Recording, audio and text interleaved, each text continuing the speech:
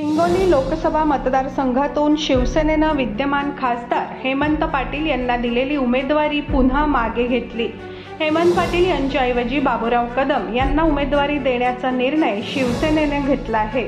भाजपने हेमंत पाटील यांच्या उमेदवारीला विरोध केल्यामुळे त्यांचा पत्ता आता कट झालाय। उमेदवारी अर्ज दाखल करण्यासाठी अवघे काही तास उरलेले असतानाही खासदार भावना गवळी यांना उमेदवारी मिळालेली नाही। उमेदवारीसाठी भावना गवळी मुंबईत तळ ठोकून आहेत, मात्र कोणताही निर्णय झालेला नाही। दुसरीकडे हेमंत पाटील यांचा पत्ता कट झाल्यामुळे त्यांच्याऐवजी त्यांच्या पत्नीला गवळींच्या जागेवरून उभं करण्यात आलं आहे। वाशिम यवतमाळ लोकसभा मतदारसंघात महायुतीकडून भावना गवळी यांची उमेदवारी कट केली असून हिंगोली जिल्ह्यातील हेमंत पाटील यांच्या पत्नी राजश्री हेमंत पाटील यांना उमेदवारी देण्यात आली आहे। त्यामुळे भावना गवळी यांचे वाशिम येथील कार्यकर्ते व पदाधिकारी नाराज आहेत।